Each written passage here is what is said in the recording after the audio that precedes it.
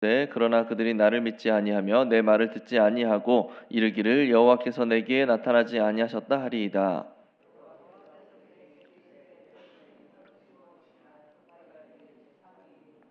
여호와께서 이르시되 그것을 땅에 던지라 하시매 곧 땅에 던지니 그것이 뱀이 된지라. 모세가 뱀 앞에서 피하매 내 손을 내밀어 그 꼬리를 잡으라. 그가 손을 내밀어 그것을 잡으니 그의 손에서 지팡이가 된지라. 아멘. 타지 않는 떨기나무 가운데 모세를 부르시는 장면이 이어지고 있습니다. 모세는 여전히 여호와의 부르심 앞에서 소극적인 모습을 보이고 있고, 하나님은 그런 모세에게 확신을 주시기 위해서 논쟁과 증거들을 보여주고 계시죠. 해당 본문으로 함께 말씀을 나누도록 하겠습니다. 먼저 하나님께서 모세에게 보여주신 세 가지 이적은 무엇입니까?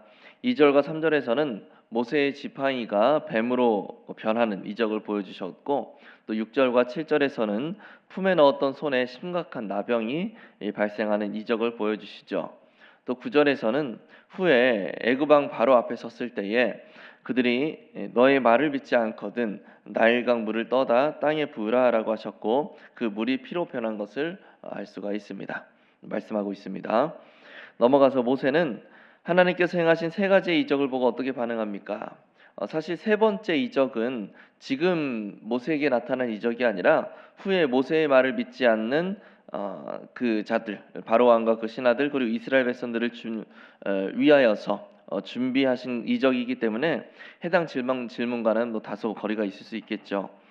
앞에 두 가지 이적, 뱀이 뱀으로 변하는 것, 그리고 손에 나병이 생기는 이 두 가지 이적만을 토대로 살펴보자면 10절에서 이 두 가지 큰 이적을 보았음에도 모세는 자신이 말을 잘하지 못하는 사람이다 말하면서 하나님의 부르심에 극구 거부하는 모습을 보입니다. 영과 묵상으로 넘어가서, 그렇다면 모세는 하나님께서 이적을 보여주심에도 왜 주저하면서 핑계거리만 찾는 것일까요? 그 이유를 우리는 하나님을 향한 모세의 답변들에서 유추를 해볼 수가 있을 겁니다. 먼저 1절에서 그들이 나를 믿지 아니하며 내 말을 듣지 않을 것입니다 라고 답변을 하죠. 그들은 애굽에 잡혀있는 이스라엘 백성들과 또 바로 왕, 그리고 그 신하들을 의미합니다. 또 어제 본문 3장 13절에 보면 그들이 나를 부르신 하나님의 이름을 물을 것인데 내가 답변할 말도 없습니다 라고 그렇게 이야기해요. 하나님의 부르심에 모세가 극구 거부하는 모습은 그 중심에 과거 자신이 동족을 위해서 구해내려고 했다가 오히려 도망자의 신세로 전락하게 되어버린 그 상황이 원인인 거예요. 자신은 분명 이스라엘 자손을 돕기 위해서 애굽인을 쳐서 죽인 것이었는데 도리어 이스라엘 자손들마저도 자신을 단순한 살인자로, 그리고 우리도 해할 수 있는 자로 그렇게 판단을 해버렸던 겁니다. 모세의 입장에서 이것은 자신의 의도했던 것에 대한 완벽한 실패였고, 한편으로 이스라엘 동족들에 대한 배신감을 느낄 수밖에 없는 그런 상황이었을 겁니다. 그것으로 인해서 모세는 애굽의 왕자라는 직위를 버리고 도망자의 신세로 전락하게 되었고 한낱 목동으로 살아갈 수밖에 없게 된 거죠. 이런 과거의 큰 실패에 대한 경험, 그리고 이로 인한 자존감의 상실이 40여 년이 지난 지금까지 모세의 마음에 큰 영향을 끼치고 있는 거예요. 이 자존감의 상실이 얼마나 강력했던지 모세의 말을 보면 알 수 있는데, 모세가 여호와를 향하여서 그들이 나를 믿지 않을 것입니다. 또 내 말을 듣지 않을 것입니다. 여호와께서 내게 나타나지 않았다라고 말할 것입니다 라고 이야기를 해요. 이 말은 곧 여호와께서 모세 자신에게 임하신 그 사건도, 하나님의 입술을 통해서 직접 전달된 하나님의 그 말씀도 모세가 자신에게 부여된 그 소명과 사명을 감당하게 할 만큼 충분하지는 않다. 이것으로도 나의 마음을 돌이킬 수는 없다라고 말하는 것과 같은 거죠. 오늘 본문 13절에서 오 주여 보낼 만한 자를 보내소서라고 한탄하면서 말했던 그 모세의 이 말은 지팡이가 뱀으로 변했던 이적도, 손에 심각한 나병이 생겼다가 없어지는 이 이적도 모세의 상실된 그 자존감을 회복시킬 수 없다, 나를 돌이킬 수 없다라고 말하는 것과 같다라는 거예요. 즉 모세의 마음은 이미 심히 무너져버린 상태였고, 이로 인하여서 하나님의 이적을 직접 눈으로 보고 경험하고 있음에도 불구하고 자신의 마음을 움직일 수가 없었던 겁니다. 느낀 점으로 넘어가서 하나님의 부르심에 주저하면서 거절의 이유를 찾는 모세를 끝까지 설득하시는 하나님의 모습에서 무엇을 느낍니까? 하나님께서 능력이 없으셔서 모세를 꼭 갖다가 사용을 하셔야만 했던 걸까요? 아니면 일할 사람을 찾기가 너무 힘들어서 모세라도 내가 써야겠다라는 그런 마음으로 그렇게 모세를 부르셨던 걸까요? 하나님은 모세가 아니어도 누구든 세우실 수 있는 분이고, 또 그것을 감당할 수 있는 능력과 지혜도 주실 수 있는 분이시죠.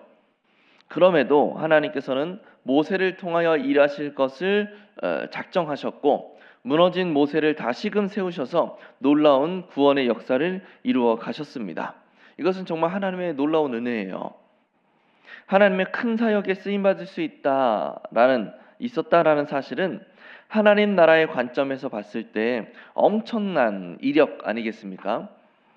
지금 하나님의 나라에서 영원한 기쁨을 누리고 있을 그 모세는 아마 이때 하나님께서 자신을 포기하지 않으시고 기어코 자신을 세우셨다라는 이 사실에 아마 큰 감격을 누리고 있을 겁니다. 우리에게는 이 모세와 같은 모습이 있지는 않습니까? 가정과 직장, 교회에서 나를 필요로 할 때 핑계를 대면서 여러 가지 이유를 찾으면서 거절해버렸던 일이 있지는 않은가? 우리는 하나님의 사명을 감당하는 것이 매우 값지고 귀한 일이라고 고백합니다. 그런데 막상 하나님의 사명이 나에게 주어졌을 때에 그것을 감당하는 일이 매우 부담스럽다 여기면서 너무 쉽게 거절의 의사를 밝히기도 해요. 기도조차 안 해보는 거예요.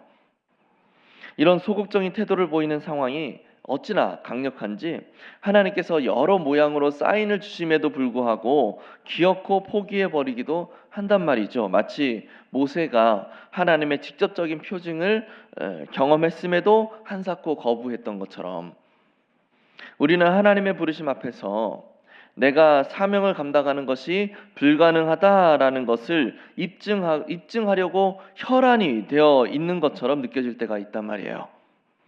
나의 경제적인 상황이나 가정의 상황들, 나이나 성별, 직분이나 사회적 지위 등을 기반으로 해서 내가 그 부르심을 잘 감당할 수 없다라는 증거들을 찾아내려고 애쓰면서 한사코 거부해버리는 거예요. 그러나 하나님의 부르심 앞에서 가장 아름답고 귀한 모습은 아멘으로 화답하는 모습이라고 할 수 있을 겁니다. 사명을 주신 하나님은 그것을 감당할 수 있는 능력도 함께 주신다라는 믿음을 가지고 아멘으로 화답하는 거예요. 이것을 위해서 오늘 나에게 맡겨진 자리에서 무엇을 실천하겠습니까? 작년 저희 교회 교육위원회 교사대학 시간에 제가 강의를 하면서 강조했던 것이 있었습니다. 그것은 담임 목사님이나 부서의 교육자들이 이렇게 합시다라고 이야기했을 때 안 될 것을 먼저 생각하지 마시고 어떻게 하면 이것을 유익한 방향으로 이루어갈 수 있을까를 함께 고민해 보자라는 거였어요. 저도 개인적으로 많이 좀 부정적인 편입니다. 그래서 뭔가가 있을 때 이건 이래서 안 될 것 같은데, 이거는 이것 때문에 좀 힘들 것 같은데 라는 생각이 먼저 들어요. 그래서 이것을 좀 고쳐보려고 많이 애를 쓰는 편입니다. 그래도 잘 안 되더라고요. 계속 노력해야죠. 가정에서든 직장에서든 교회에서든 뭔가 발전적이고 생산적인 것들을 이루기 위해서는 필연적으로 변화를 요구하게 되어 있습니다. 변화가 필요해요. 이 변화에 대해서 긍정적인 방안들을 생각할 줄 아는 태도가 필요하겠죠. 따라서. 그리고 이런 태도는 어느 상황에서든 충분히 하나님의 영광과 하나님 나라의 그 유익을 이루어낼 수 있는 능력이 하나님께 있다, 하나님께서 그것을 나에게 주신다라고 하는 그 사실을 믿을 때 가능하게 되는 겁니다. 우리에게 사명이 있다면 그 사명을 이루기 위한 능력과 여건을 하나님이 채워주십니다. 이미 채워주셨을 수도 있죠. 이에 대한 믿음을 소유하시기를 바랍니다. 이 믿음을 통해서 하나님이 주신 사명을 온전히 감당하고 하나님의 나라를 힘있게 세워갈 수 있는 우리 모두가 될 수 있기를 예수님의 이름으로 간절히 축복합니다.